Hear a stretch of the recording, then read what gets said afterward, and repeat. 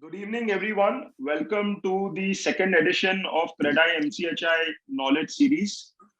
This event is presented by Prince Pipes and Fittings and KNS manufacturers, Aluforms and Verticals. We are extremely thrilled and delighted with the overwhelming response this has received. As compared to the first edition, we've got almost four times more response, and we are extremely happy. Even till the last minute, there were registrations pouring in. Uh, we're glad that our president-elect, Boman Irani, is able to join the inaugural session. Request Boman sir to say a few words with regards to the knowledge series and generally guide. So it being on construction management in today's times, especially where every penny saved is a penny earned. Harshul, how many members have joined up? How many members have signed up? So we have 450 registrations that we've got, and Amazing. People, yeah, amazing. So, friends, first of all, I believe in the adage "live and learn," and the second adage is the more you teach, the more you learn. So, basically, knowledge sharing. Knowledge is, in the old days, people used to say, "I have this information, I have this knowledge, and it's kept to myself." I believe the modern day generation, if we interact with the people in the age group of Harshul and younger, they believe in sharing all that they know. And it was started by Elon Musk, where he had open sourced all his patents, and he had said, whoever wants to do whatever with it. Now, that is confidence at one level. At the same point of time, he knew that whatever he could not achieve, maybe somebody else would achieve, and he would also learn from that, or his company would also grow from that. CREDAI MCHI takes great pains to kind of continuously bring all its members up to speed. And the reason for this is a good number of developers following the right industry practices is what we believe will make the future of development in this city very, very bright. I think, Harshul, this is your second program. And I remember when we had conducted this session for construction management and cost savings thereof and quality thereof. The first time was with Sushil Mantri as, at the CREDAI National NatCon in Istanbul. And you have to believe me, that session was more crowded than any other session through the entire event. And I remember there were people standing in the aisles, including the wives of all the members who had come there with their wives, including the wives. They were also standing there. And Sushil actually made this statement. He said, आज की तारीख में profit तुम्हारा end sale में नहीं है, profit तुम्हारा यहाँ पे पैसा बचा के है. And there was a resounding success or a resounding roar in the audience. So towards that, friends, we've got some very capable speakers out here. I believe nobody knows everything, but everybody has a right to learn. And all of us coming together and putting the best industry practices will make us all a strong body. We would be able to kind of, negotiate better with our suppliers, with our contractors, basis what we know. I have continuously encouraged people to share data amongst, each other. I keep telling my purchase and my contracts, a contractor may come and just tell you that, look, I'm giving you the best rate. Don't tell anybody. I don't buy these statements. I don't believe in them. I believe if someone wants to do more business, you should give him the opportunity. Likewise, best practices should be shared. Likewise, if you go to the youth wing, there's a chat of the youth wing. I've seen they are very proactive. They usually share all information, good contractor, bad contractor, somebody dupes them so that the others don't get duped at the same point of time. I believe that this is an amazing step. This knowledge, information sharing across the platform is going to be a game changer for each and every one of us.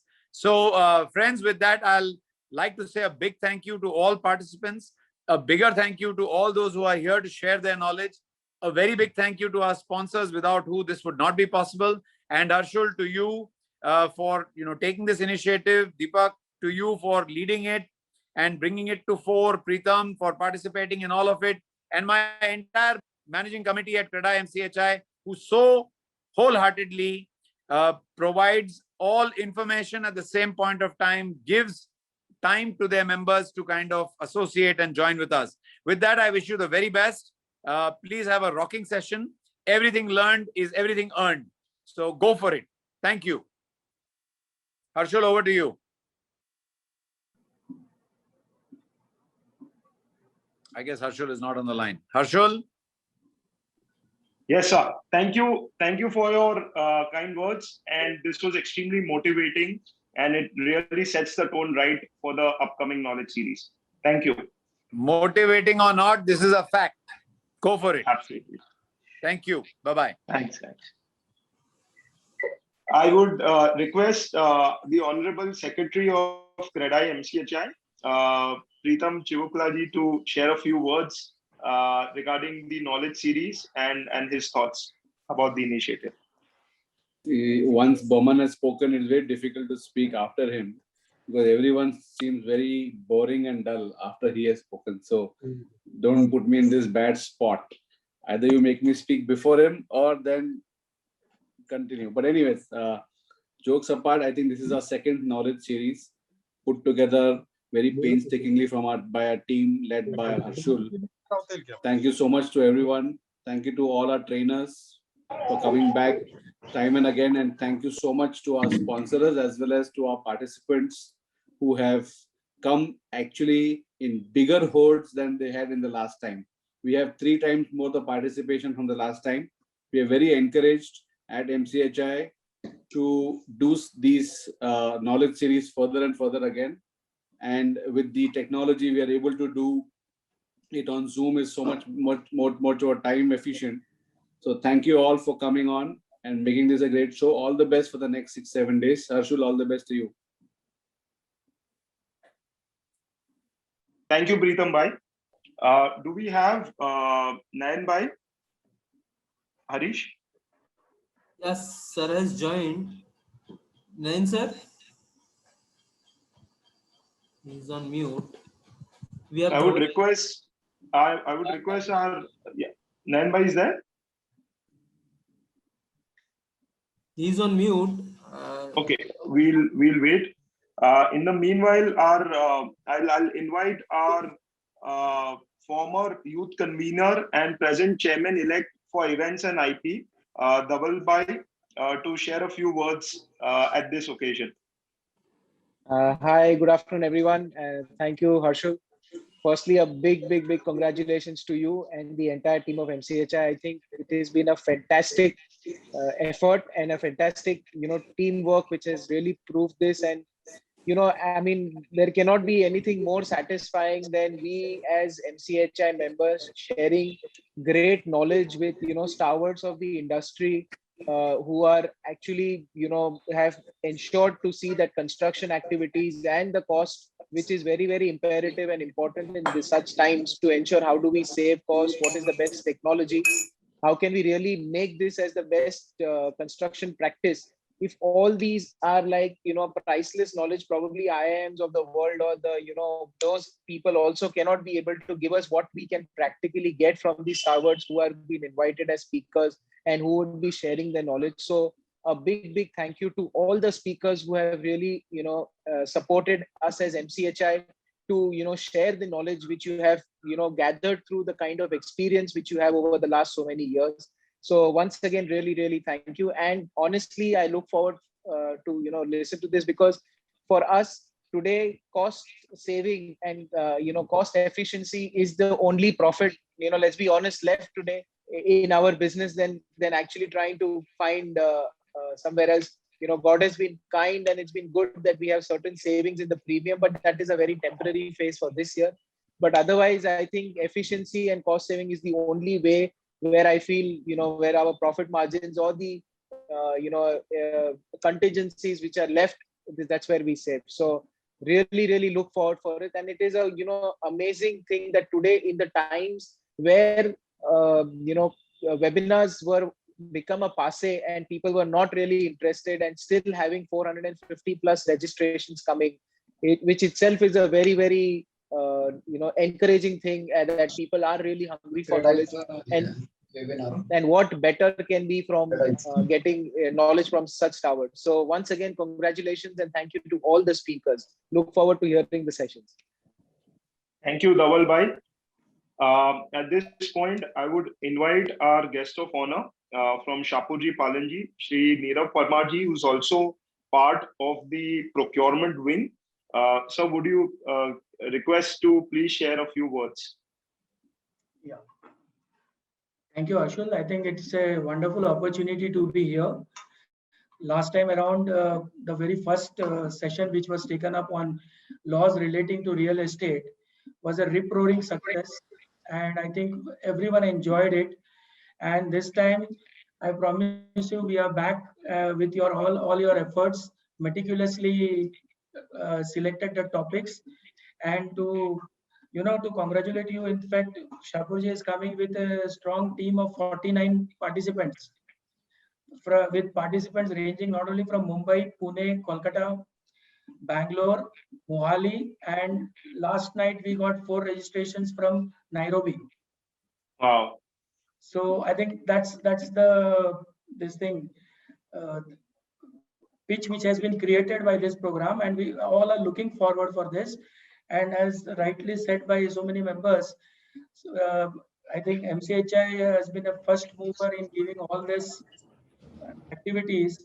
We did a lot of webinars on this, kept members busy with respect to procurement, with respect to every aspect of construction.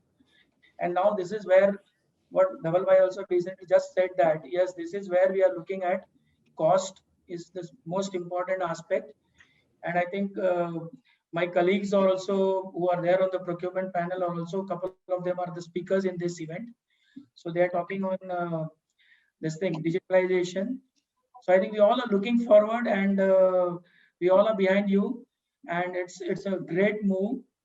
So wish you all the best, and looking forward to participate wholeheartedly. Thank you. Thank you, Nirav ji. At this point, I would acknowledge the presence of the senior managing committee members and office bearers of CREDAI MCHI.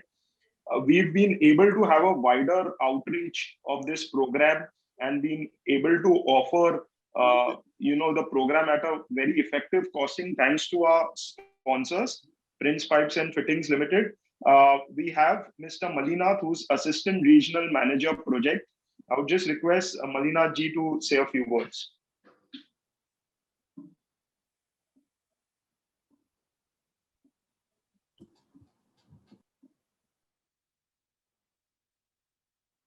I think yeah, he's there. 1 second. he's there, right? Yeah.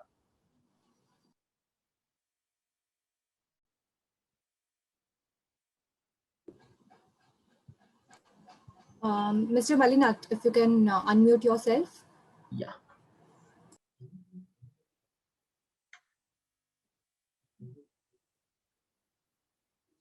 Good evening, everyone. I think hope you are remembering my face when we met at Sofitel, Mumbai. Absolutely. Yeah. So first of all, I am very much thankful for all the MCHI members to give opportunity to talk about the Prince Pipes and Fittings in just 2-3 minutes. And at the time of meeting at Sofitel, our vice president has told that the worst has to come, and actually, yes, worst has come yesterday itself. The price of PVC pipes PVC resin gone up by 7,000 rupees per ton yesterday itself, and we are expecting the further increase of 5 rupees, again 5 rupees, I think before this month end, March end. So we are also in very great confusion what to offer, what to not offer, what price we have to offer, when to offer, because everyone in this PVC piping industry is running short of resin. We are also buying resin at higher cost, but whatever we're committed to the customer, Prince Pipes is always given preference to supply at the agreed rates.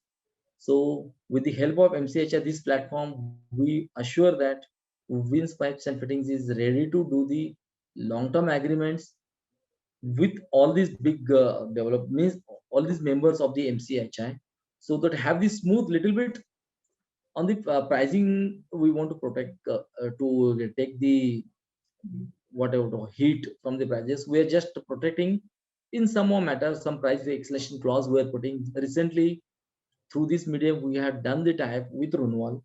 Yesterday, we had meeting with Dosti Group. So we are doing on the basis of long-term agreement, so that Prince Pipe can help the building industry to have the give the stable price for consistent for the 1 year. Sushil Mantri, So I am very much thankful once again. And if any doubt is there, my number is already there with MCHI member. You can always contact me for anything your requirements are. Thank you, Haru, very much. Over to Harshul, sir. Thank you.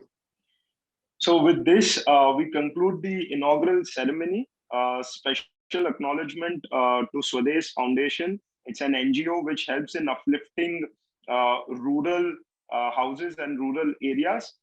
It's an extreme delight to have you all also part of the knowledge series. I'm truly amazed at the outreach this knowledge series has had, thanks to the digital platform which has enabled the same. With this, we come to the main session. We have two presentations lined up and three speakers. The first session is on cost-saving measures during construction phase of the project. So that is one phase where if the cost is saved, it's truly extremely rewarding because the interest on the same is also saved. We have two speakers, Ravi Shah and Aditya Goyal. I'll just quickly introduce. Ravi Shah is from the Namrata Group. He's a BE civil engineer who's done his PG from NICMAR and has more than 11 years of work experience with interest and expertise in architecture, planning, design, and liaison. Aditya Goyal is from Messrs Durga Associates. He is a BE civil engineer with PG in real estate management from NICMAR. He's a member of the CREDAI Pune Metro. In fact, both of them are from the CREDAI Pune Metro Construction Cost Committee. And his expertise and interest lies in site execution, new construction material, and cost optimization. So with this, I would hand over to Aditya. Just a couple of instructions for the participants. Since we have two sessions, we would request all your questions to be posted on the chat box directed to the panelists. We have a dedicated team making a note of all the questions that you are having. And if you post it on the chat box, we will be able to take them up because individually giving a chance to each one to ask a question will be difficult given the volume of participants. But be rest assured, if the question is posted on the chat box, it will be picked. We have a team looking at that. Also, a general instruction, this time, since it was the first session, we had sent all the links on email, WhatsApp, SMS, Telegram. But going forward, tomorrow onwards, we have a dedicated Telegram group. So requesting those who do not have the app to first please download it and reach out to Team CREDAI MCHI and be a part of that app.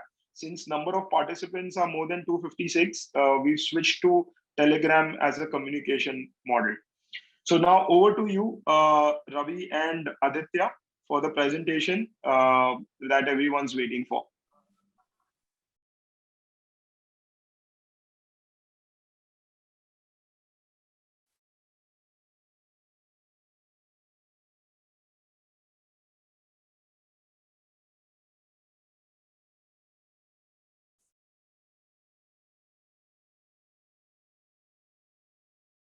Yeah, Ravi bhai, you may proceed.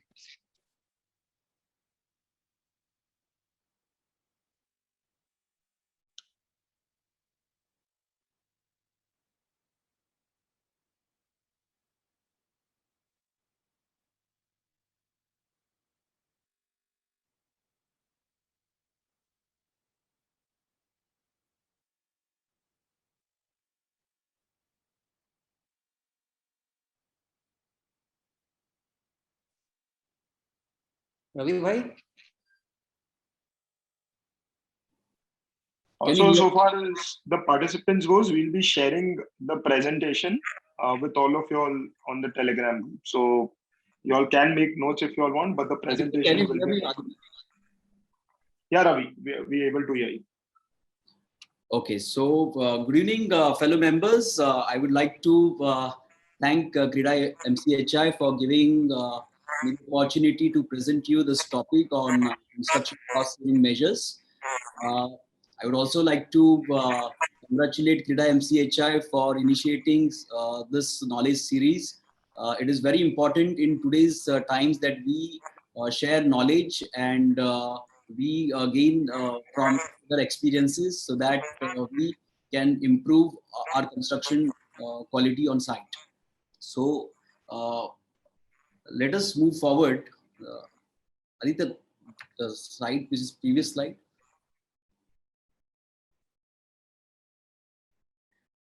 Yeah. So as you all know, during the current market scenario of real estate, there is a slowdown in the market. There is a lot of competition, and obviously there is the rate appreciation in real estate is not there. So it is very important for us now to focus on the construction cost, because whatever cost saving we will be achieving on the sites, that will be our profit. So let us go forward and look into how we can achieve the cost savings in our construction projects.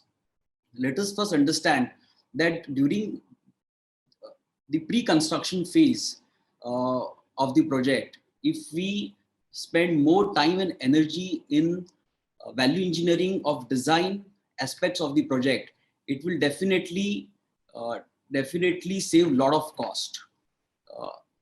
Design guidelines, we can formulate the design guidelines, and accordingly we can actually ensure that whatever design aspect of our project, we can optimize those designs in such a way that we will be able to achieve the required efficiency in our building design.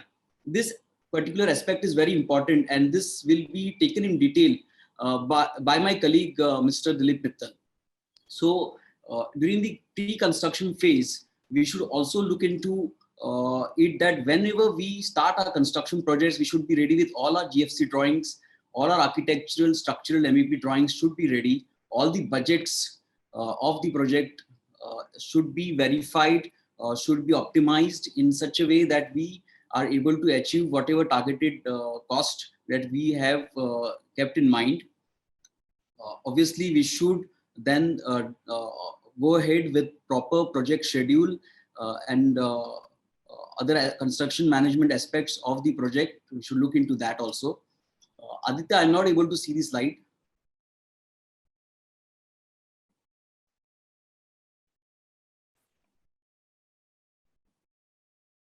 So, yeah. And obviously we should also prepare the detailed cash flow of the project. This is during the pre-construction phase. If we focus during this design phase of our project, we will be able to definitely achieve at least 80% of your cost savings during this design stage itself. So this is a very important aspect, and it will be taken by my colleague, Mr. Dilip Mittal. Next slide.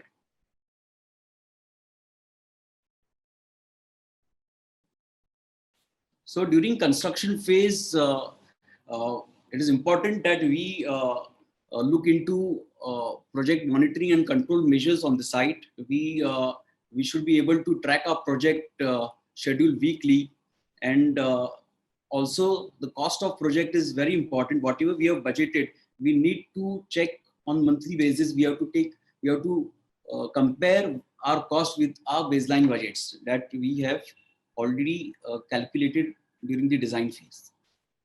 Next slide.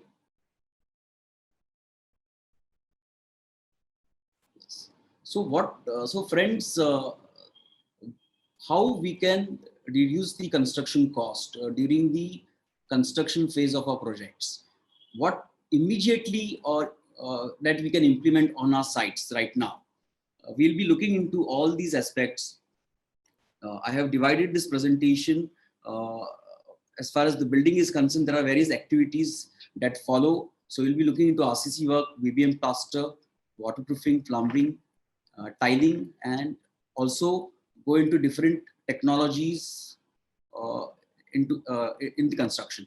Next slide. So how to reduce the cost of RCC works during the construction phase? RCC work, the cost of RCC work depends on the concrete cost, the concrete production cost, and cost of steel and shuttering system that we adopt during the construction phase. Next slide. So friends, what we have done the analysis of concrete production cost, concrete material cost, and what we have observed that by adopting an economical concrete mix design for the project, we'll be able to reduce our cost drastically. So this, as shown on the slide, the concrete mix design for a 1 meter cube analysis is shown. So if we replace the cement by fly ash or GGBS, we'll be able to reduce the cost. It is observed that by replacing the cement by GGBS up to 50% for higher grade of concretes, we are able to achieve a good cost saving. This analysis definitely will be sharing with you, so I'm not going into detail. Next slide. Next slide. Also, concrete production is also important cost factor. So we have to decide that whether we want to buy concrete from the manufacturing plants, that is RMC plants, or whether we want to do an in-house production by using a batching plant or an in-house mixer. So this is a cost comparison for RMC, in-house 18 meter cube plant and in-house mixer. So if you see the cost comparison for M30 grade, around 700 rupees per meter cube of cost is saved if we go for in-house production of concrete.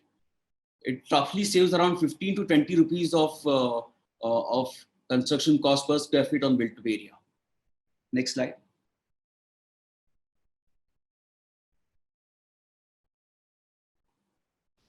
For smaller sites where the concrete quantity concrete consumption is less than 500 meter cube per month, we can go for 3 to 4 bag mixer concrete mixers along with the pump, which will definitely save a lot of cost, because calling for RMC from outside will definitely you will not be able to optimize your concrete mix design, and hence the cost will increase. Next slide.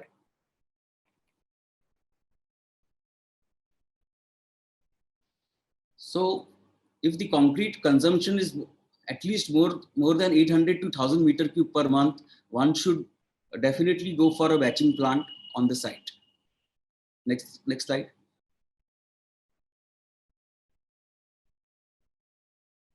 As far as another important factor is, if we control the consumption of steel, then definitely we'll be able to cut cost on site.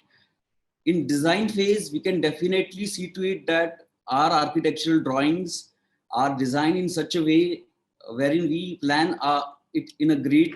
There are no cantilevers in our design, and it will save our steel consumption. But how we can achieve that during the construction phase? There are various measures that we can take. One such measure is by using couplers. For higher diameters, the coupler, by using couplers, you can reduce the steel consumption, and hence we can reduce the cost of steel. Next slide.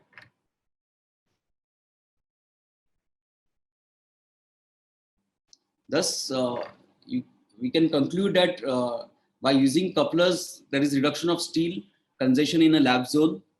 There is zero material waste, clean and neat joint indicating the quality of your work on the site. No need to check the lap length and reduces labor and engineer's effort.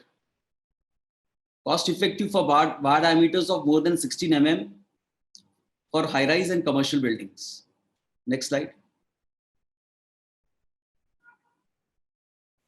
Friends, other important factor that affects the cost of RCC work is the type of shuttering system that you adopt during the construction phase. There are various types of shuttering system that are available in the market. And right now, the widely used shuttering system is aluminum formwork system. As you all know, aluminum formwork system is a system which helps you reduce your cycle time. You can actually achieve your cycle time of 7 to 10 days per flow. So there are a lot of advantages. The speed of construction increases. It demands less labor. It's more durable, less maintenance, and good finish, good quality you can offer to the people. Next slide.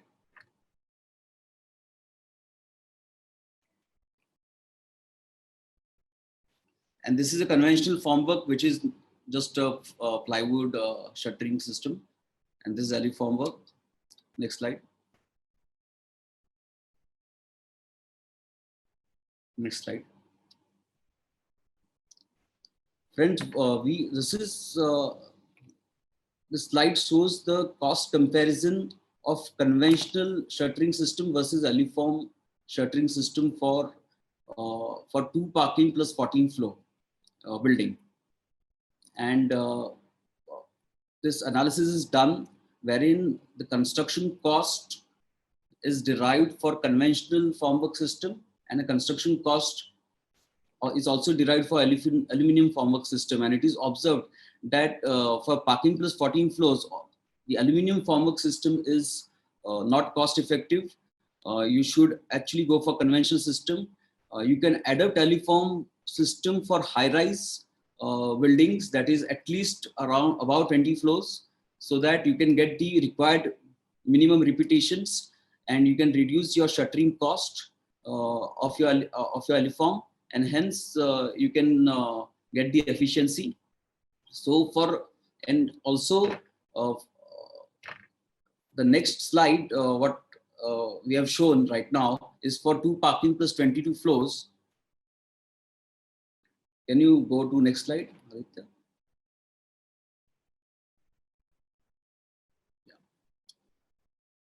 Here the analysis is done for conventional system. If we adopt conventional system for 2 parking plus 22 floors, and if we adopt aluminum formwork system for 22 floors. Over here, you can clearly see that the cost aliformwork is cost effective. We are able to achieve the required repetitions, and since it is high rise, it is important that we complete the project on time. It improves the speed and quality of your building, and also from safety point of view, aluminum formwork system plays a very important role. Next slide.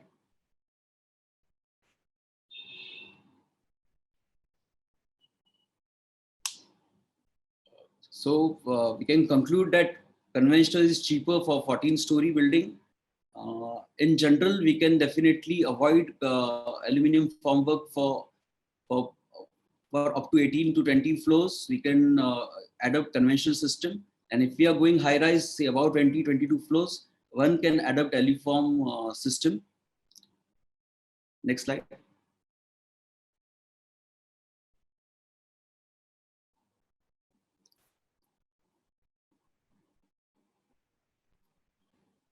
Friends, we should also look into what kind of quality assurance measures, QA measures that we can take on the site, which can actually contribute to cost savings on site. By using certain tools that are available in the market, we can definitely save a lot of cost on site. One such tool available in the market is the modern laser tools that are there, provided by various companies like Hilti. And during the construction stage, during the construction of casting of slab, we can check the levels of our slabs, so that a minor level difference also can increase your cost of concrete, and it will add to your cost. So these are small things that you can actually adapt on the site by providing such tools to all our engineering team on site, which in turn will reduce your cost on site. Next slide. Okay, thank you very much, everyone. I would now request Aditya to continue the next part of the presentation.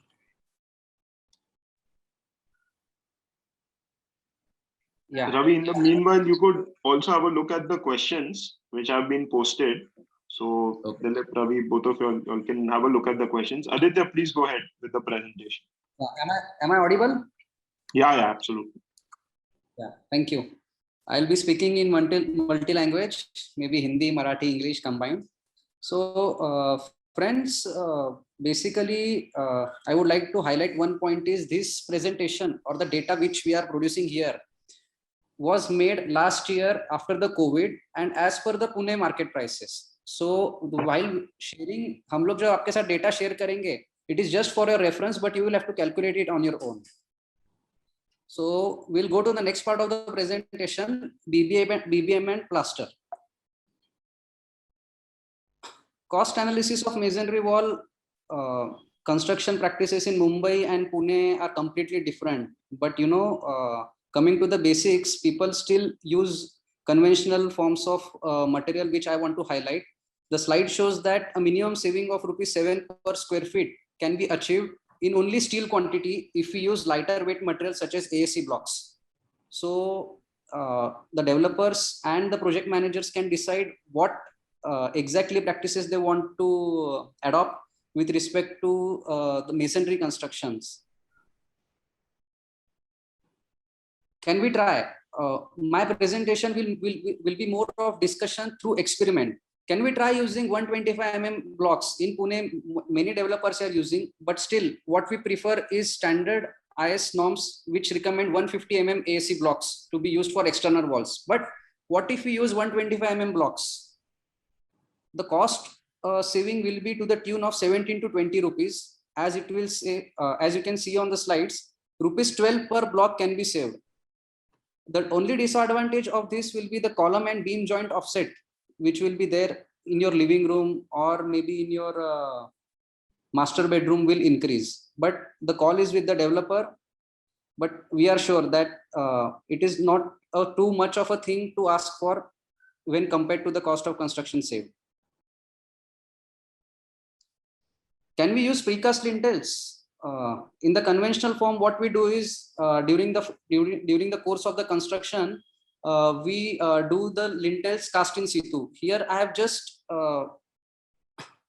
made a standard reference that a standard size of 900 mm of lintel beam doesn't weigh more than 50 kgs.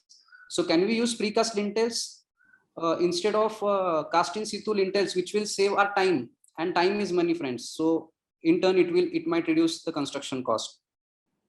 Use of ready mix plaster for external plaster. River sand rates here considered for this presentation were of last year, like I mentioned before, 7,500 per brass rate was there last year. But today's rate, everybody knows it doesn't cost you less than 9,000 rupees per brass. So I'm sure that economics will change and ready mix plaster becomes more feasible to use than conventional river sand plaster. One more thing to highlight, I'm not sure whether machine sand is available in Mumbai or not. It is washed sand of very finely graded crushed sand, we can say. It costs less definitely, but my experience and many other developers who have experienced that it might induce cracks because it is completely natural. It requires more curing. The use of fibers, yes, will add to the strength of the plaster in machine sand, but we can compare machine sand plaster and ready mix plaster, which जो भी आपको लगता है, the two which is better, you can check it out. But what we will prefer is ready mix plaster as it will cost you less with respect to material wastage, less curing also, and more good quality. Aerocon panels. The term Aerocon is introduced by the Birla Group, that is the HIL industry. But in layman's term, we can say it is a drywall construction. It is an extremely lightweight panel, friends, which can be used at least for internal walls. The companies which manufacture these drywalls claim that those can be used for external walls as well. But considering the climate in Mumbai especially, I don't know if we can use it for external wall. So, but even if we use for internal wall purposes, it will save time multifold. Also, the available thickness is 50 mm and 75 mm, but currently 100 mm walls are also manufactured in the market. These are some photos of Aerocon walls which can be used for internal partitions. Properties, as you can see, they are very light in weight, up to 39 to 54 kg per square meter. They are termite resistant, they are fire resistant as well to some extent. By up to 2 hours, they can resist fire. Structural savings are a lot. As you can see, the density of the panel is very less. There is no need for gypsum application, so your construction speed increases multifold times. With respect to time, this is one of the best solutions. Drywall construction can be adopted. I am sure in Mumbai many developers are using that, but we can say that the at least internal walls of drywall partition is the need of the hour. Waterproofing, one of the most important parts of the project, friends. Here we are considering conventional, that is the sunken waterproofing as well as non-sunken waterproofing. You can see the cost of waterproofing with respect to sunk and with respect to non-sunk slab. But to add to it, we have to consider the cost of false ceiling as well. But when we did the analysis, the cost of false ceiling and non-sunk toilet waterproofing are more or less same, friends. But the quality of plumbing in non-sunk slab increases. It is much better. We can just a moment. It is much better. The maintenance of the water, maintenance of your plumbing system is much better when you do underslung plumbing, and you can save approximately 400 to 600 per bathroom of 8x5. A bathroom size of 8x5 can save you approximately 400 rupees a bathroom when we use underslung or non-sunk waterproofing. Friends, we have been using reverse sand for waterproofing since ages. Is it possible to still use reverse sand when the prices are continuously rising? So what alternative method can we use? We can use machine sand, which costs less, which is easily available as compared to reverse sand. And the quality is also, I mean, there is absolutely no challenge with respect to the quality of the material. So we can use machine sand for waterproofing, at least in our bathrooms, if not for top terraces. Coming to plumbing, use of underslung plumbing techniques. The advantages of underslung plumbing is all outlets can be aligned perfectly, faster and quality execution of the activity, reduce time and of course cost, and easy for maintenance. So the summary is waterproofing of non-sunk toilets and underslung plumbing will save cost and time for our project. Drainage piping. Can we use different material instead of RCC pipes for our drainage? Of course we can. There are many products available in the market in the form of PVC, HDP material, which we can use and reduce our cost for drainage plumbing. Use of single stack system for our plumbing. We'll come to in detail in the next slide. The advantages of single stack is offers multiple toilet connections in one place. Of course, it can be used. It is a very great cost-saving measure for high-rise constructions, especially in Mumbai. No need for vent pipe, and due to the design consideration, we get more carpet area as the duct area required is very less for single stack plumbing. This is a layout of a building which is actually constructed in Pune. The layout is such that all the areas, all the wet areas are coming in one line. So we did a cost analysis with respect to conventional plumbing as well as single stack plumbing. So we came to a conclusion that, first we estimated the quantity.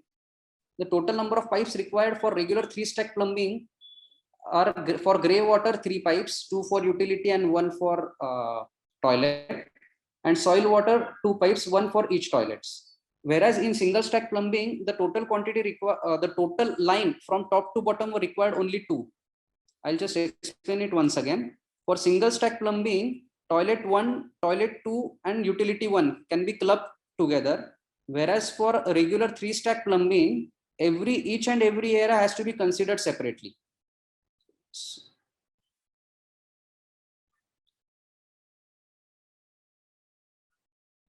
So the material cost of comparison between the two systems comes out to be that the 3-stack system costs you somewhat less, or we can say 10% lesser than the single stack plumbing. But the advantages are total material cost for a conventional system will cost you 97,000 for an 11-story building. Whereas for a single stack plumbing, total material cost will cost you 1 lakh, approximately 1 lakh.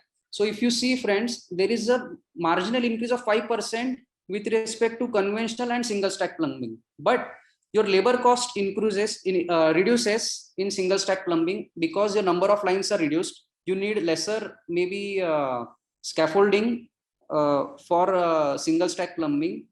Like I said before, increase in carpet area because the duct area required for a single stack plumbing is less, and better inventory management. Don't forget, friends, that in plumbing, the wastage of plumbing materials, because thousands of fittings are involved, thousands of material is involved in plumbing materials, small elbow or any other material. Whereas, so inventory management becomes more easy when you use single stack plumbing. Coming to tiling, use of adhesive, tile adhesives for tiling. It reduces labor cost and time. Productivity is increases, especially for wall tiles, if not for floor tiles. And one recommendation is granite frames and window sills should be fixed only with tile adhesives, which reduces the cost of bonding agent. Friends, we never calculate how much araldite consumption we have per square feet in a site, or which can be used. But when we use adhesive, what will happen? It will be curing required will be less. Whereas when we use araldite as a bonding agent for fixing of granite or window sill, curing is required, which we all know that it is not perfect every time to cure such small components of work in a big project. So use of adhesives is highly recommended, especially for granite frames and window sill. Can we apply kitchen dado directly on AAC block and no need for plastering? We can experiment, we can reduce the cost by experimenting so. And the similar thing, if we can fix dado tiles directly on wall without plaster, and can we save the cost? We'll come with the next slide. Cost analysis. Cost of fixing directly on AAC block with spacer and epoxy grout goes up to ₹20 per square feet. Friends, again a gentle reminder, these costs are based from perspective of Pune city, which we had calculated. The labor costs also considered here are for the same. And cost of fixing conventional dado with cement plastered wall. Cement cost will cost you around ₹9.5 a square feet. Plaster will cost you around 8, labor 8, and grout 8. So ₹25, friends. The cost of fixing of tile is only labor cost is ₹25 a square feet. So saving on dado area of approximately bathroom size of 8 by 5 is around ₹2.5 square feet of total saleable area, considering a 40% loading. I'll repeat it once again. You can save, or in other terms, we can save around ₹1,800 per flat area if we can adopt this technique, or if we can experiment this technique. We can improvise, of course, but experiment is the need of the hour for reducing the construction cost.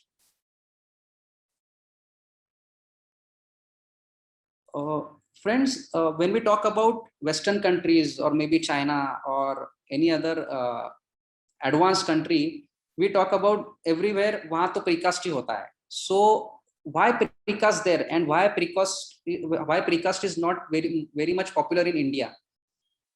The benefits of precast products is optimization of materials is there, lesser wastage, 75% reduction of manpower, and fastest method of construction. These are the reasons why precast has become predominant in advanced countries and why not here. But what we can do is we can in the future, precast is going to be predominant in India as well. So our next we as CREDAI Pune Metro will be working on precast modular products as well in our coming year, and we will be coming up with a detailed presentation of precast modular products as well.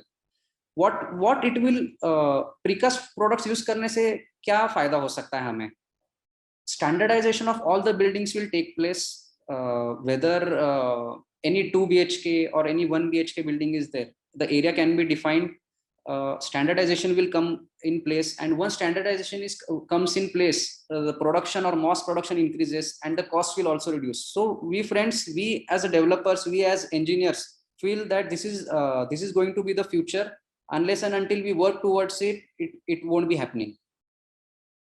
This is a standard size of an apartment developed by a precast manufacturer in Pune. You can see that the carpet area is around 400 square feet. A typical 1 BHK flat in Mumbai maybe. It can be completely casted in precast modular products. Even this kind of a design was developed by the same precast manufacturer. So friends, like this, standardization will come into picture in future, and definitely the precast products the cost of precast products will get reduced drastically in near times. If we start standardizing our designs of apartments, we can reduce the cost of precast products. From affordable to luxury segment, precast is the smart and safest way to construct any type of building, and the fastest way, as we all know. This is the summary which we had prepared, friends. If we use PPC cement versus OPC cement in external plaster or internal plaster, we can save an approximate 83 paise per square feet on our built up area. Similarly, all other parameters are there, just like internal crust sand plaster for crust sand plastering with crust sand for first coat will save you around 2 rupees per square feet of built up area. Bottle trap versus P trap in provision. A regular bottle trap, friends, which costs brass or जो SS made होता है bottle trap. If we use plastic P trap, it will save you around 50 paise of your construction area per square feet. Small things are there, but there is a huge scope of improvement for a big project of approximately, just like ऊपर लिखा है 1.22 lakh square feet का कोई project होगा. So typically a 5-acre plot, if we construct the compound wall with precast, so it will save you around 2.5 rupees a square feet on your built up area straight away. Conclusion, by adopting and by experimenting, friends, we can save approximately 30 to 50 rupees of square feet on built up area. The thing is that we are not ready to experiment. So CREDAI Pune, CREDAI MCHI requests all the developers, young as well as experienced developers, experienced engineers, that to start experimenting, start what we can do differently to reduce our construction cost, but not, of course, by not compromising on our quality. Yeah, thank you.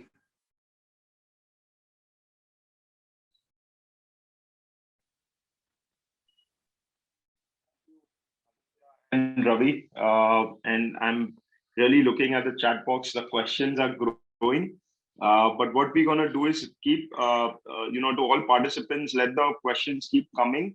We're going to move ahead with the second presentation, and I hope most of questions are addressed there. But if not, we will really take up all the questions which have come to us on the chat box.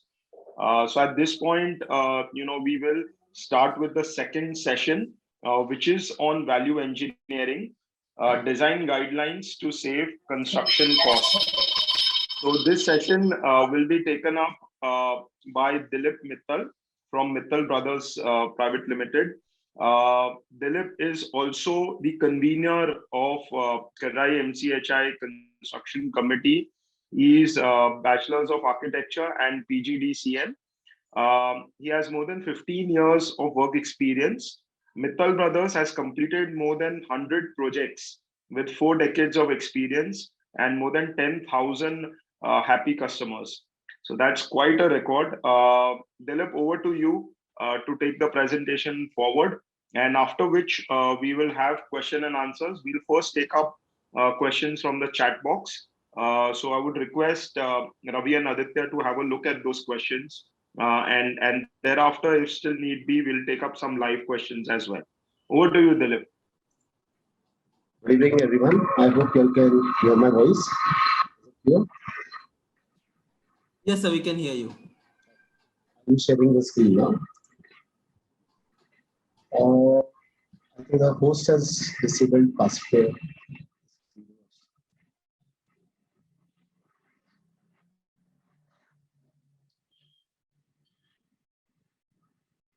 The host has to sharing has been disabled. You can share your screen now.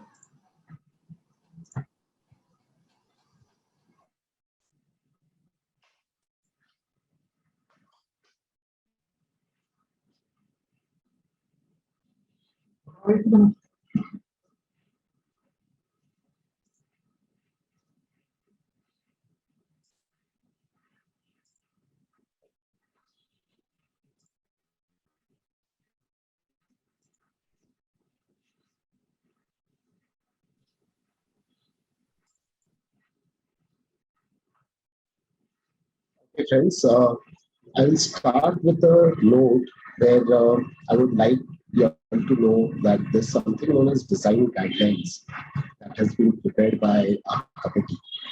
I'm sure most of you all have not heard of any design guidelines in the state sector. Because usually we have a checklist for engineering activities, we have checklists for the other activities, but for design, we don't have as specific guidelines and checklists. So this is an attempt to, prepare a format where all of us can get a guideline book or guideline how a project can be designed and how we can make cost savings in it. So this presentation is going to be divided into 3 parts. One is a general design guideline, then would be architectural design guideline, and then value engineering and design. Start with the first part of the general design guideline. So friends, I'll start with the basic first part where we acquire a plot. When we acquire a plot, first thing that we do is we do a site survey or we do a survey from the government authority. And when both the survey plans are overlapped, there is always a mismatch. Means either the government demarcation is incorrect or a site survey is not matching with it. So as first design principle, we should make sure that we design as per stringent. Means wherever the least plot area that we get, we fit in our plans, layout, everything in it. When we are doing the survey of the land, we should also make sure that we survey all the infrastructure that is available in and around the project. And I would in fact suggest that this should be done even before the acquisition of the plot, because these infrastructure costs are really expensive. Means many a times when a plot is acquired, we come to know that the electrical power line has to be brought from a long distance. And, just having this kind of infrastructure developed costs a lot. So when we are acquiring plot, we should know what all infrastructure is available in and around, and what would be the cost impact of developing these infrastructures. Also, when we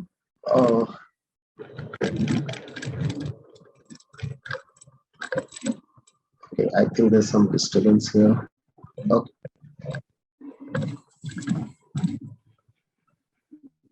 Then the second thing that also we should do is when the survey is done, we should find out what are the what all obstacles are there on site.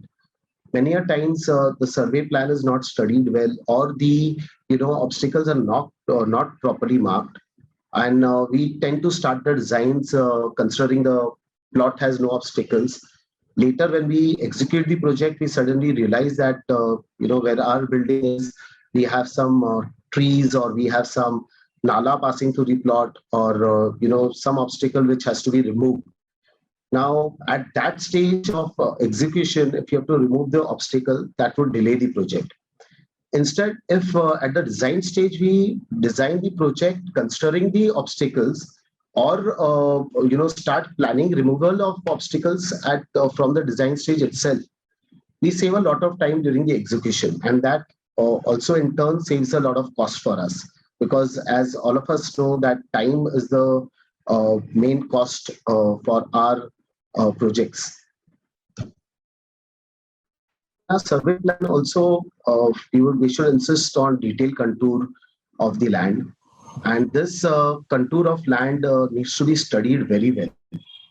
If the contour of the land is studied properly, it can be brought to good use in the design. If it is neglected, later it becomes a big problem while executing the project, because we have not actually considered how the cut and fill would be used on site, and a lot of cost of removal of the material, excavated material, to put it outside the royalty charges, the transport charges adds into the cost. And also, if we study the topography well and use that to the benefit of the design of the services, it will help in saving a lot of cost. Also, when we look at the topography of the land, we can plan a parking in a better manner. As a principle, we should also avoid taking basements, because basement is one of the most expensive part of the building. So at the design stage, if we tell our architects that we do not want any basements, and we would like to have elevated parking floors or podium parking, I think that instruction to the architect will be very useful, and it will save a lot of cost for us. Friends, when we, after acquisition of plot, after the contour and everything, we start with our design requirement, means what has to be planned in the project, and that essentially starts with the fact that what FSI is available, what potential FSI is available in the project, and for each of the corporations, means every corporation has different rules. The rules have to be studied very well to understand the constraints of the rules for that particular plot. So every plot will have some issue which would not be to the favor as per the bylaw. And to know the bylaws properly, it will help us identify proper solution that could fit in the law. So study of the bylaws is very important. We should not only just depend on our architects for it, but our personal study on the bylaws will help us in saving a lot of cost, and also designing the project better. Important factor while designing, everyone wants to use full potential of FSI. It's undoubtedly nobody wants to waste any FSI. And but what happens is in that consumption, we do not give our specific requirement to the architect that how many floors we want to build. I think this requirement is very important, because every project, every location is different. Means in a outskirt project, you cannot expect a 34-storied building that is a 100-meter tall building. It will not be economical. So rather, if we have a proper brief given to the architect that this is of maybe in an outskirt project, we just want 14 floors. We don't want to go above 45 meters because that's the most cost-effective building. I think that would help the architect to design the project better, because he will be designing according to the number of floors that we want to propose in the project. We had done one study of a project where we understood that building less, consuming lesser FSI actually was more profitable. So when you look at a project, we just don't look at, just consuming the full FSI. We should make our entire spreadsheet, cost sheet, and try to understand what is the cost of construction that we are incurring, and what is the sale rate, and then decide that how many floors we want to go, how much FSI we want to consume in the plot. While even designing the project, we should keep in mind that there are going to be changes in bylaws, and we have seen that recently. And that can impact, getting additional FSI. And if in case we are getting additional FSI for a project, and at that, and our project is in middle of construction, then we are not able to consume that FSI, and we lose that opportunity. So why not at the design stage itself, keep provision of extra floors in structural design?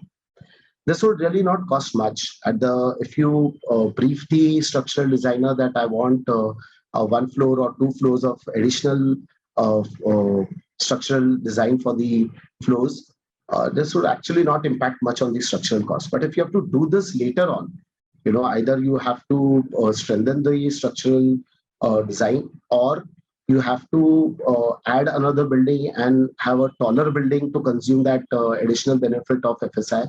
It would be a bigger cost. We can also propose in a layout, one additional building that can be a future expansion. Maybe the current law allowing that FSI to be consumed, but we can keep an additional building which in future, if there is any additional FSI, that can be consumed. So there's a layout which I have, which you can see on the screen, where we have a future expansion building which is earmarked. And this layout also, I would like to identify that how this entire planning of this layout was done, where the open space was carved out in the triangular portion of the plot, which was actually not buildable, and rest of the portion of the plot has been used for maximum coverage of the building on the plot. So when we give a design brief to the architect, usually the tendency is that either we have a gut feeling that in that area, what configuration of apartments sell and what budget of apartments sell. And this is usually done by study of market study of what developers are building there. So it was interesting that when I was discussing with our few fellow developers, everyone said the same thing. We study the market by sending the person across the city to understand who's building what, and accordingly we build our requirement.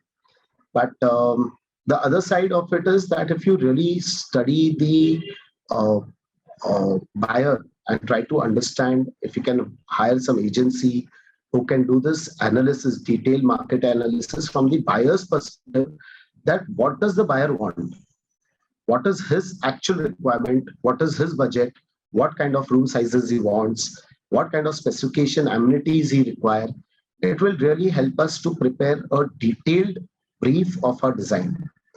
And a detailed brief of design is very important, including a detailed specification sheet, which before going to the design board, the architect is given this design brief, that this is what is the requirement, and it has to be precise, rather than then keep doing the changes in the building plan.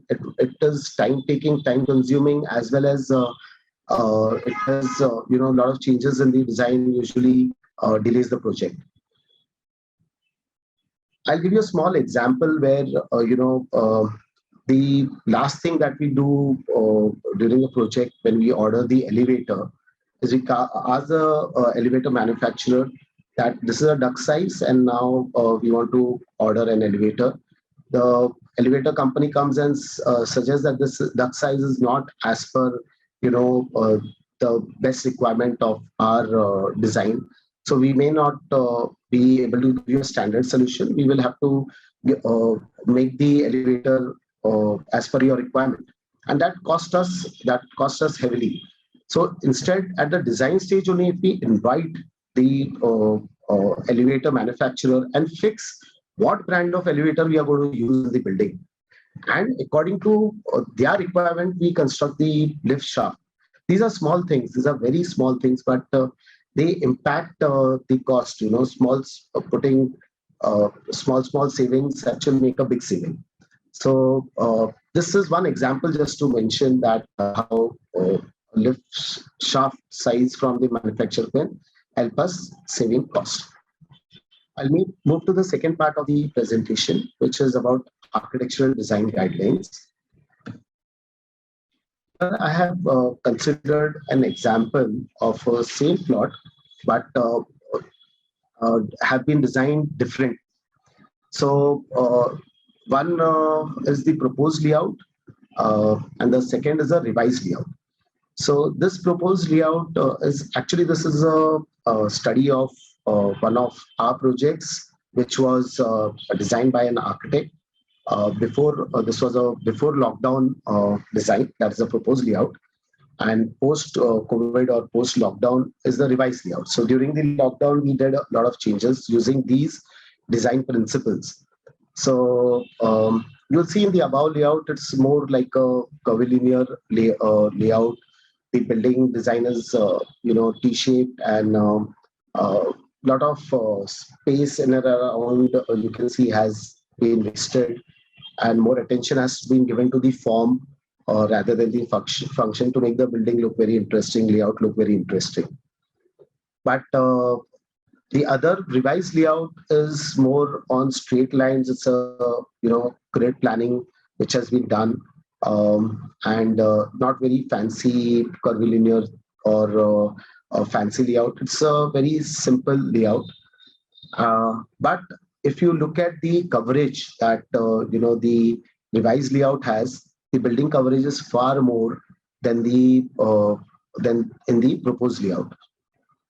What I mean to say by this is that by having a simple layout and just following the function and not concentrating more on doing things differently or doing it more fancy, you are able to get more coverage in the building. That means you are able to reduce the height of the building.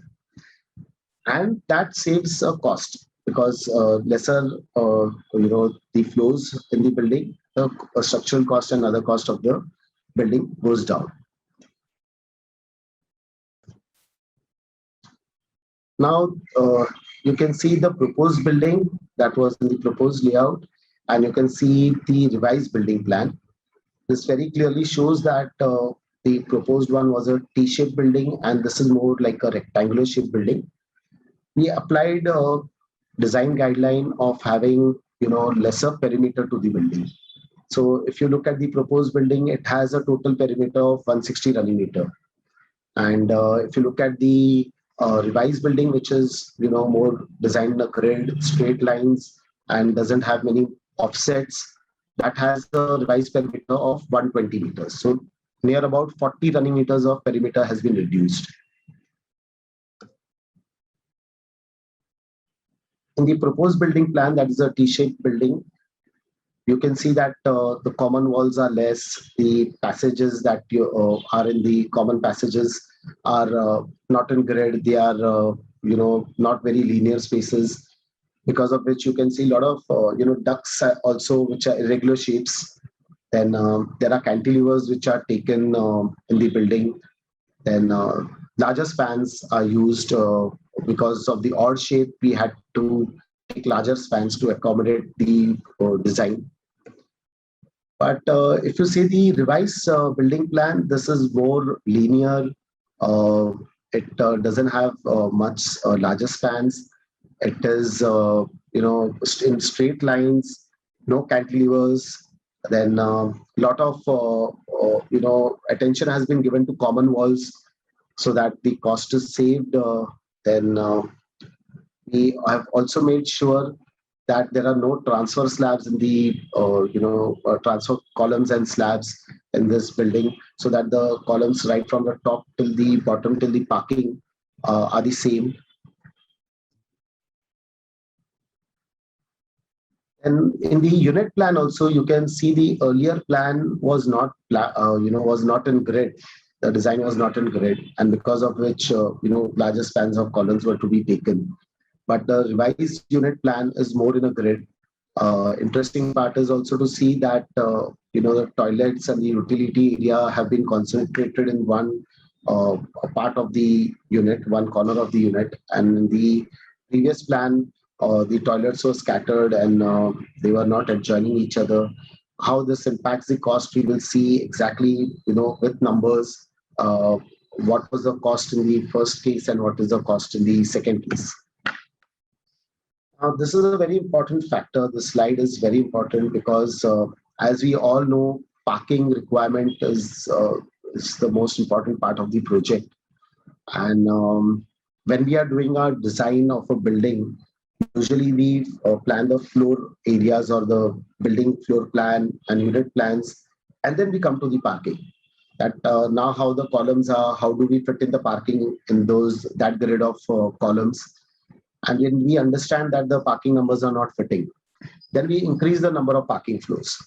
But while designing, if we are very careful about, designing the floor plan, simultaneously to the parking spaces, we will be able to earmark where the driveway spaces are, where the parking spaces, how the column positions and the building design would impact the parking layout as well.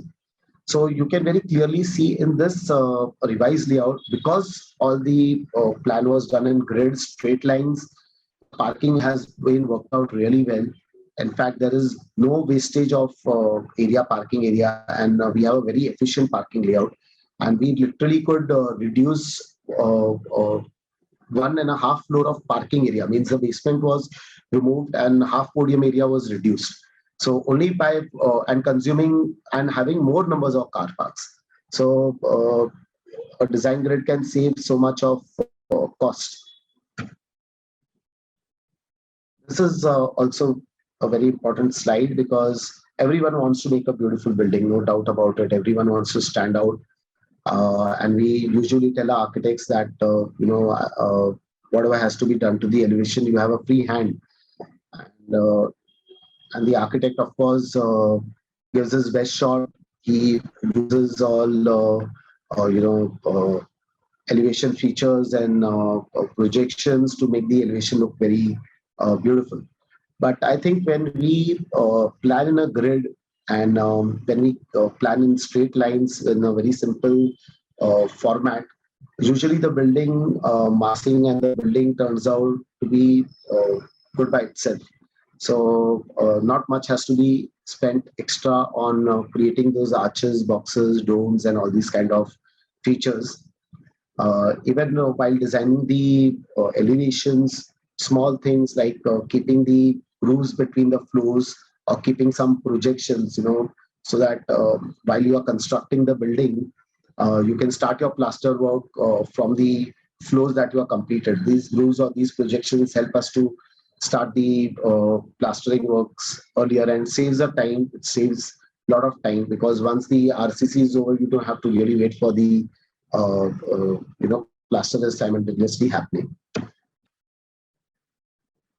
I would like to highlight another factor while designing the building plan is the unit plans that are usually designed.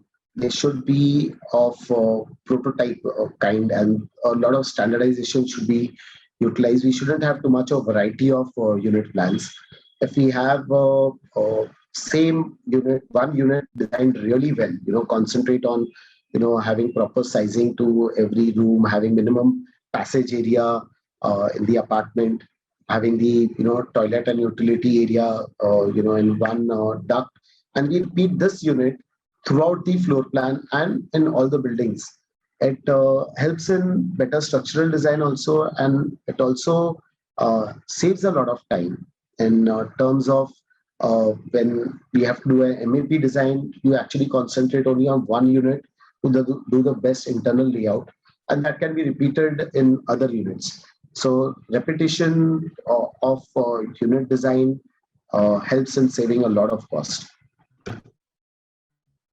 While we are designing the room size, an important factor is that we should also finalize what brand of tile we are going to utilize, what size of tile we are going to utilize, and if we can actually, the size of the rooms can be decided on the dimensions of the tiles. Lot of saving can be done in terms of wastage of tile. And by brand has to be finalized, because every brand has its own size. Some brands will have 595 mm, some brands will have 605 mm, some would have 600 mm when we usually use 2 feet by 2 feet tile. So they are not exactly the same size. So finalizing even the brand of tile that you're going to utilize really helps in evaluating the room sizes, and in turn helps in saving and wastage. The third part of presentation is about value engineering in design. So we have heard from Ravi and Aditya about value engineering, but how value engineering can be done in design is also it is a very important factor. So we'll start with the structural design. So as I said that we should plan in grid, that helps us to have a better structural design. At the same time, we should also look at having standard column sizes. So if we ask our structural designers that this is a particular size of column that we want to restrict, and this is a particular size of column that we want to repeat throughout. He will design the structure accordingly. And if you see in this plan, we have a standard one column size which has been repeated, and the spans being less, it helps having lesser column sizes. So also at the structural design stage, if we can finalize what technology of construction we want to utilize. So many a times after the structural design is done and working drawings are released, that is when we actually sit down to think that what formwork we are going to use for RCC design or RCC structure. I think this has to be done well before we have our design finalized. And this also helps in architectural design, because the architect will be able to design the structure in that manner, considering the technology of construction that we are going to use. MEP design, particularly the plumbing design, a lot of attention has to be given that the toilets and utility spaces open in one duct. The more number of ducts we have, the more cost of plumbing is there. And we also did one study where, we had more toilets in one duct, and of course the kitchen area also in that duct. And we used a single stack system. So the building was not a very tall building. It would have not required a single stack. It was a 12-story building. But when we compared that, the cost of single stack is coming lesser, and it's than the regular plumbing system. Just by taking more toilets in the duct, in one duct, we were amazed. Because usually single stack is to be an expensive affair, but in this case it saved a lot of money for us. And also single stack is a better system of plumbing, so it added to the quality of plumbing systems that we were using. It's also important while planning the toilet, in our design stage, we finalize the layouts as well, or in fact, we design the layout of the toilet, and then accordingly we make sure it fits in our apartment design. So as in this case, you can see that we were very particular that the dry wet area has been divided in a manner where we have the toilet opening in the center, and we have the wash and basin in front, and we have the commode and the bath area on the right and left hand side. And the longer face of the wall, the exterior face of the wall, is actually facing the duct size. So all the plumbing is directly is out on the outer face. So that also saves a lot of cost. You can see in the sketch on the bottom right hand corner how the plumbing lines have been punctured in the wall and directly outside. So it saves a lot of cost. At the same time, when we are doing the design of the toilets, it's important that we finalize what waterproofing technology we are going to use, what plumbing technology we are going to use. If all this brief is given to the architect, it helps him to design the unit better, design the toilets better. The electrical again a very is a good cost to the project. And if one unit plan is properly designed by actually preparing several options of how whether DB box would be in the flat, and actually calculating the wire lengths and deciding where the DB box in that particular unit should be. In this particular example, we did a lot of experimentation, and we identified that the DB box, if it is in the central part of the apartment, it was saving more wire. Essentially, this cannot be used as a thumb rule, but every apartment, every design is different. So actual experimentation and actual costing should be worked out. And then the locations of the DB box and switchboards should be decided. Also, a very clear requirement should be given to the architect or the MEP designer that how many points we want in every room, and we need not provide extra points unnecessarily because every point is a cost. So optimize the number of points that we are giving in every room. We can also, in a particular case, we did provision of some points. For example, not every room was given an air conditioning point. We understood a master bedroom requires a AC point. In a living room and the other common bedroom, we may avoid our air conditioning point. We can do only converting of those points. And if later the customer wants to have air conditioning done, he could use those conduits and do the wiring work. So this is a small example, but these small things also, when mass housing it, every rupee saved is a big cost. So such kind of things can be done. I'm not going more on the detail of infrastructure development of electrical works and plumbing works, because it's more concentrated on the unit plans and floor plans. Coming to the finishing parts, we have door, windows, railings. I think this is the place where we can actually save a lot of money.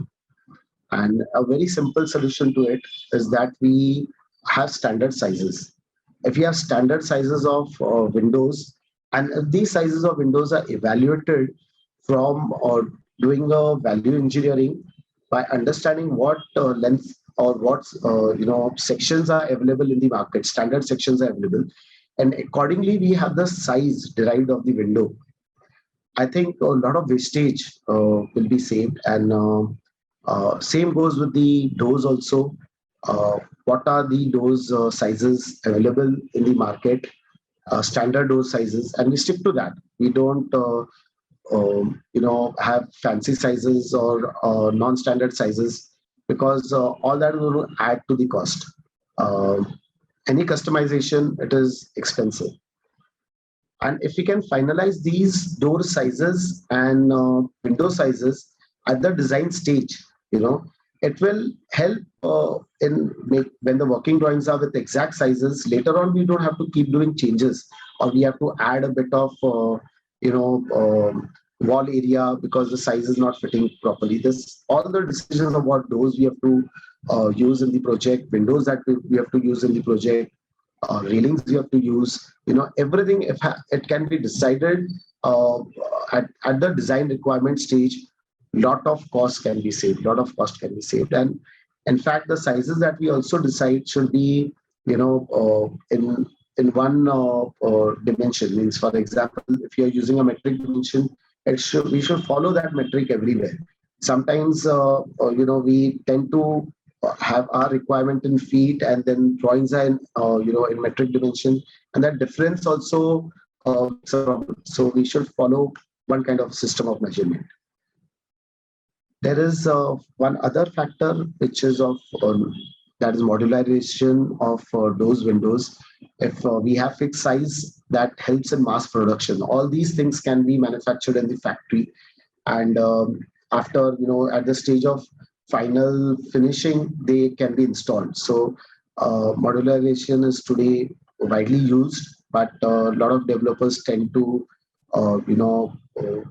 still customize their windows and doors on site, which is actually can be avoided. Some other few points that we observed which can help in saving costs is that we use maximum local materials. And as we all know that local materials are the cheapest, and if we give our architects a proper brief that we want to use these materials, and he has to design according to those materials, particularly keeping in mind even the landscape architect, who usually is given a lot of freedom to design, and when he is given the brief, he is just been the brief is only to say that what the amenities are required. The brief actually doesn't go to say that what budget we are allotting for that amenity development. It's very important that we have a fixed budget for it, because Later, at the execution stage, we tend to realize that we are spending a lot on these amenity development, and then we try to cut corners and we try to compromise, on the finishes. But if we make our landscape designers more accountable and tell them that we want to work on a reverse manner, we have a fixed budget, your design should be as per the budget, I think that would be more sensible. It is important that we involve all the consultants, whether it be structural designer, MEP consultant, EC consultant, landscape architect. At the design stage itself, everyone should be on one page, on one table, because usually it happens that the architect is doing the design, and once he finalizes the design, that design is sent to structural designer, and then it is shared with MEP or designer, and that actually increases the cost because the architect has designed without consultation of other consultants, and that lot many times doesn't make the design very efficient.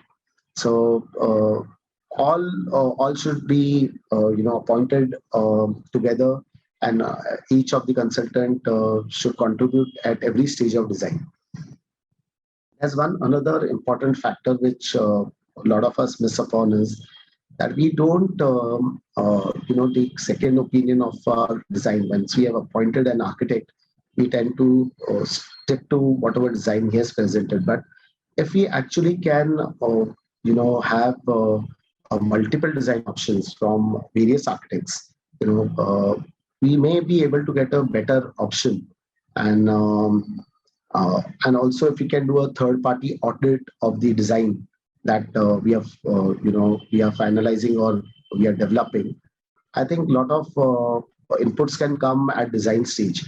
Lot of cost can be saved at design stage. Means there's no limit to saving cost over here, and we spend the least time, at the design stage, considering that we have to start our project very quickly on site, and I think that is one issue. We should give a lot of time for the design, and I think the time given on design, more time given on design would help executing the project better. So in fact, this goes to say also that we should be ready with 100% working drawings, GFCs, MEP designs, then our estimates, BOQs, budgets, schedules, work orders, everything should be ready before even starting execution of them. It will help us in executing the project faster and in a better manner. And once the project work has started, one very important factor is there should be no changes. There should be no changes whatsoever. Whatever input has to go at the design stage. Once it's freezed, then nothing should be changed, because every change is a good cost to the project and also delays the project. One factor which most of us also miss is the contracts that we sign with our consultants. We have usually the consultants send us the contracts, and we blindly in good faith sign the contracts. But I think it's very important that we have the contracts properly drafted with the detailed scope of work of the consultants, what are their timelines we are giving them for their delivery, then also detailed fee structure and schedule of their payment, and also termination clauses, their exact roles and responsibilities, so that we know what we are asking from the architect or any other consultant. The consultant knows that what his client is expecting from them. Roles and responsibilities have to be identified, keeping in mind, all the compliances, including the RERA compliances.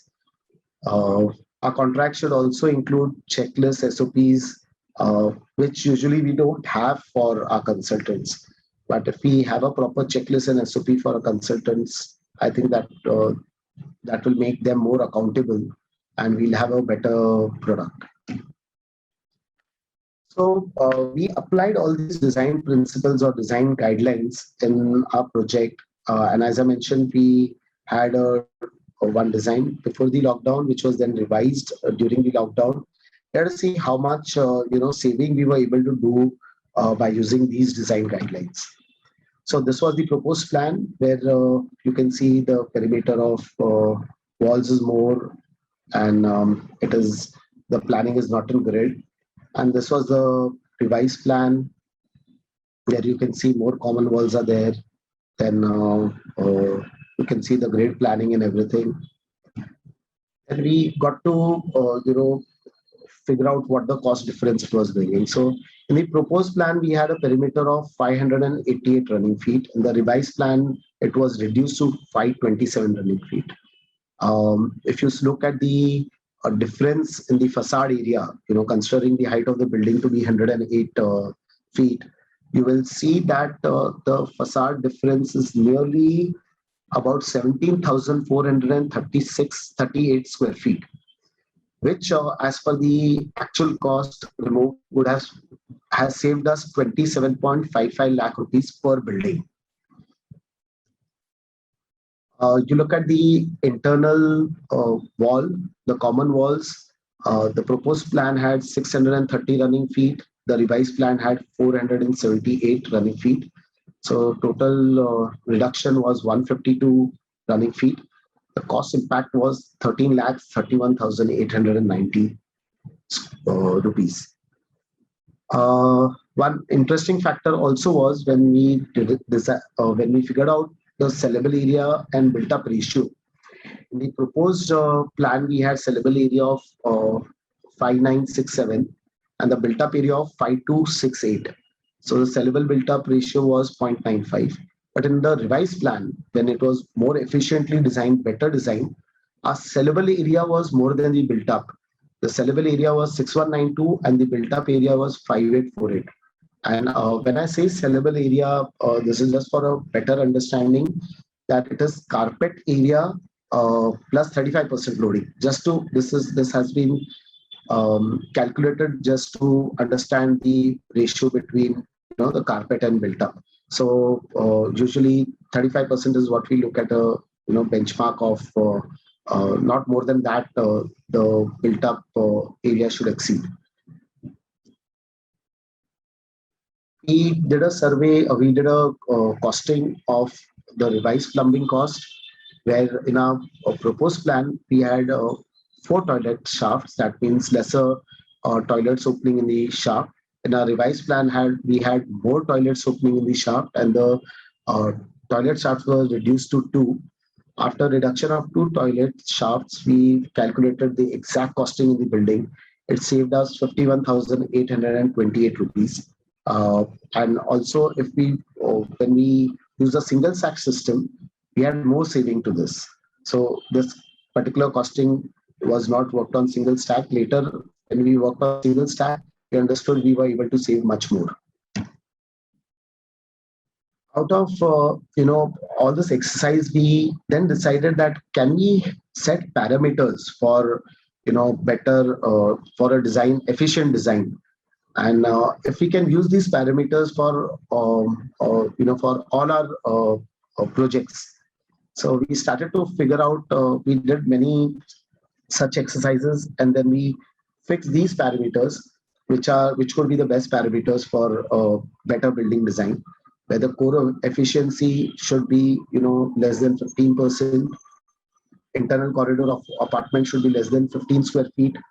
The wall area ratio, that is ratio of wall area to carpet area, should be less than 10%. Carpet to construction area ratio, that is should be more than 70%. Sellable to construction area should be more than 100%. That means sellable area is more than the built-up area. Construction area to internal wall perimeter should be more than 9. Then the ratio of construction area to building perimeter should be more than 12. So these are parameters of a good building design. Now let us see that how these parameters, for the earlier revised plan, how did it affect? So you can see the core efficiency is 13.92. It had to be less than 15%, and this is much less than 15%. The internal corridor is 7.5 square feet, which we had, we had set a parameter of 15 square feet. It's less than that. The ratio of wall area to carpet area should be less than 10. We were able to achieve it. The carpet area to construction area should be more than 70, which is 75%. The sellable to construction area should be more than 100. We were able to achieve that. The construction area to internal wall perimeter should be more than 9, and we were able to achieve that too. The ratio of construction area to building perimeter should be more than 12, and we were far more than it. So, friends, that was the exercise we did. We didn't stop over there. Then we again worked out another building plan on the same layout, where we had designed 8 apartments to the core, and we wanted to actually check if we design 4 apartments to the core, with the same unit sizes and same density, how the cost would be, impacted. So to our surprise, we used all our design parameters which were prepared, and these were the figures. To our surprise, core was a much more efficient design in terms of core efficiency, and every aspect of the parameter was, we were able to surpass the best numbers. And that's exactly where my point is. If we keep trying to have a more efficient plan and set some parameters and try to achieve them, I think a lot of costing can be saved. So at the end of the presentation, friends, I can just tell you that cost of construction is not just saved in execution of the project. Cost of construction most can be saved at the design stage, and it can save from 10% to 20% of your project cost. So please spend good time on the board, pay your consultants well, make them more accountable, and I think we can make a big saving in our costing. I thank you all for your patience, and my session and this presentation ends here.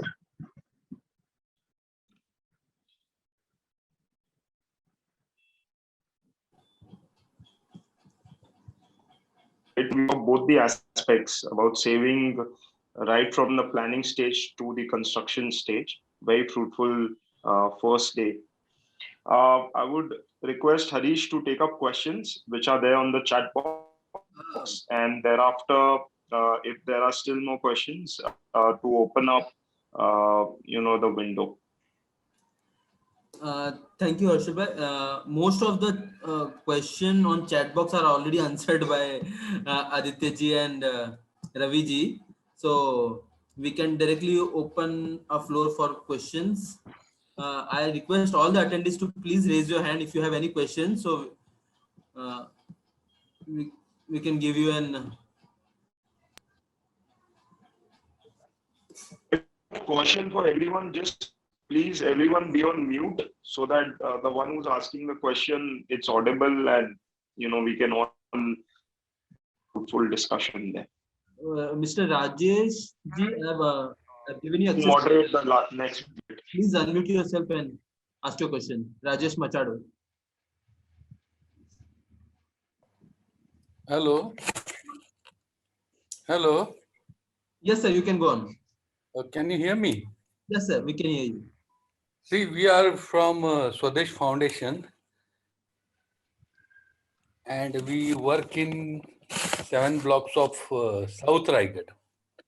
So what presentation we had on the most of the times on the buildings and all these things. But we work in the areas of water schemes, basically in the rural areas, and the sanitation, toilets, and the water for irrigation, wherein we are more in the kind of pipelines, some RCC work for storage tanks, and some well constructions, borewell constructions, and the toilets construction.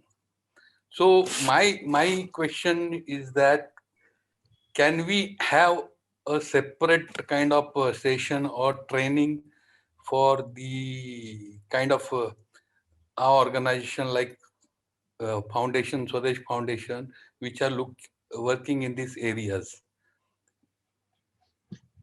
Can you have a separate kind of sessions or training for? Yes, sir. We made a note, of the same, and then we will try and curate the same out for sure. Our team will reach out to you. Okay, thanks a lot.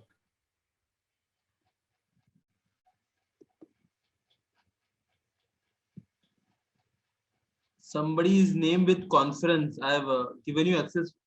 Please go on with your question. Hello, this is Shruti Pradhan, architect Shruti Pradhan. I work for Asher Group. I'm the in-house architect. It was a fantastic presentation with respect to the value engineering and what design guidelines we should do to, for the cost saving. In the last presentation where Mr. Dilip Mittal mentioned that we have to allocate a future expansion building space. So how can we justify this space when we have this RERA coming into picture? So how well we can do justice with RERA and the future expansion building space? When you're talking about RERA doesn't restrict us to not have any future expansion planning. In fact, RERA says that disclose everything. If today you are permitted to build 100 square feet, if your intention is that in future you want to build 200 square feet, why don't you propose accordingly?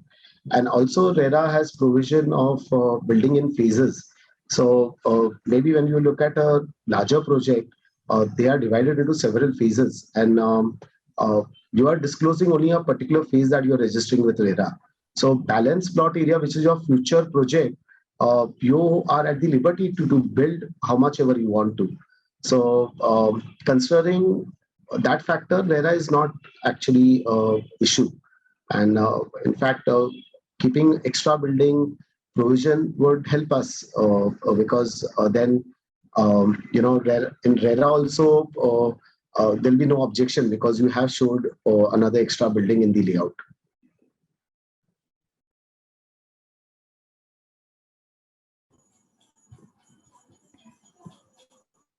Any other question, ma'am?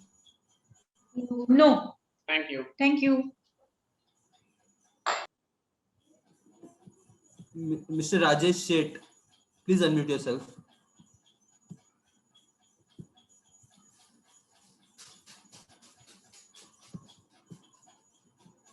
Mr. Rajesh Sheth? Yes. Sir, this question is again for Dilip ji. Dilip sir, basically we are also a Buildcon company, and we would like to understand that whether the kind of drafting we do, it is basically a reaction of the draft shared by the contractor. Now, in case if you can share something, or it might not be, because it might be driven by the NDA, non-disclosure or whatever, but in spite of which, if you have a standard draft whereby as a builder you are dictating or you are framing your terms and conditions, if that can be shared with us, it might be of a great help to us.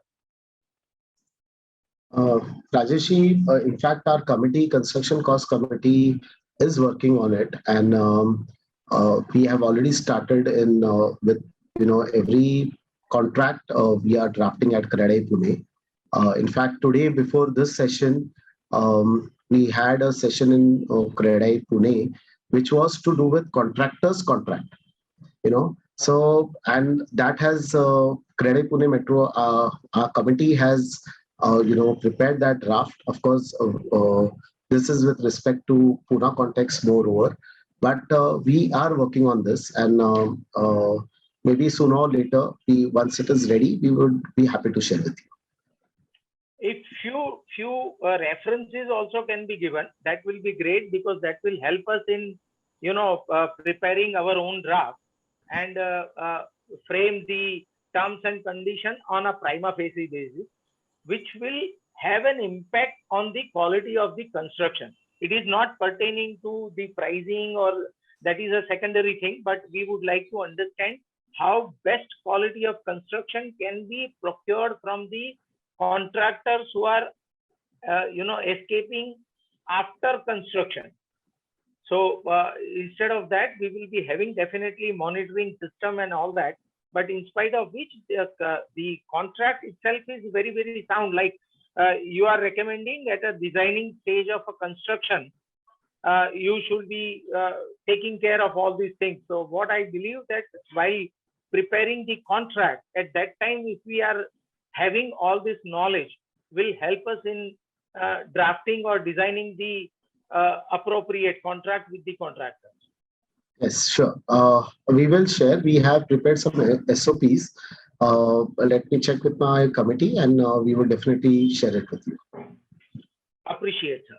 Thank you so much. Thank you so much. Sure. Ms. Nimisha Gandecha, please unmute yourself. Yes. Am I audible? Yes. Good evening, sir. My name is Nimisha, and I'm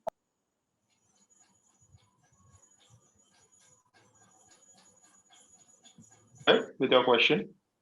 Nimisha, we lost you. We are not able to hear you.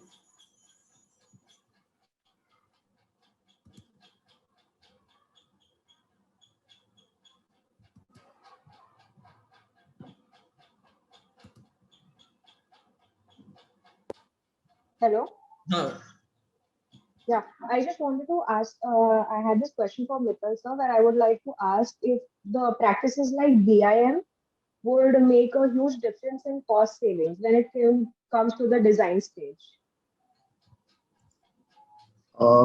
Yes, Nimisha, that's a very good point.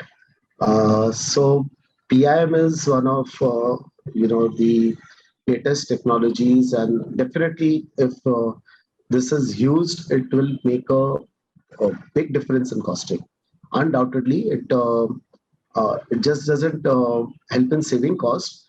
It helps in saving time, as well as a better quality of execution as can be achieved by using this tool.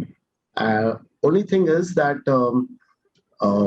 BIM is now widely used in commercial projects or maybe more complicated buildings, because the cost of BIM is also pretty high, and maybe for a simple residential building where the services are not very complicated, it may not be required.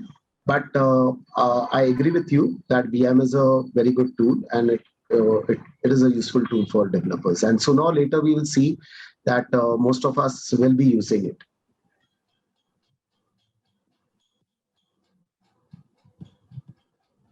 Thank you, sir. Mr. Robin, please unmute yourself.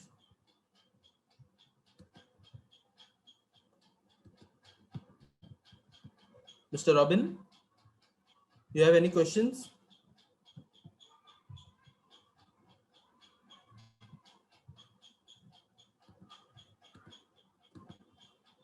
Mr. Dalvi, you have any questions? Please unmute yourself. Yeah. Good evening, everyone. Good evening to all the panelists. So my question to the panelists would be, can we consider structural steel instead of RCC framework to make the construction cost more efficient? Ravi, you want to go for it? You'll have to unmute. Hello? Yeah.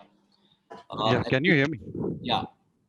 Actually, it will depend on the type of construction project, because using structural steel purely will definitely have a more cost impact as compared to conventional composite structure. But it all depends on the type of project. If it's a commercial building and timelines are important, or if it is a build to suit building for a client wherein the timelines are important, and also there are heavy penalties on if not delivered on time, one can look into steel structure construction. But as far as for a regular project, definitely it will be more costly. Okay.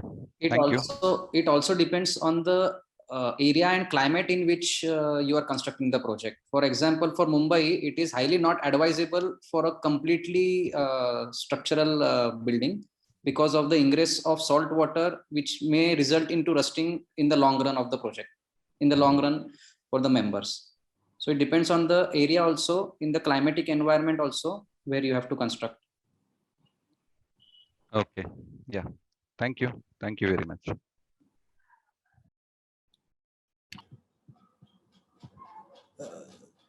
So we have no more questions from our attendees. I'll request Harshalji, please give a vote of thanks for today's session.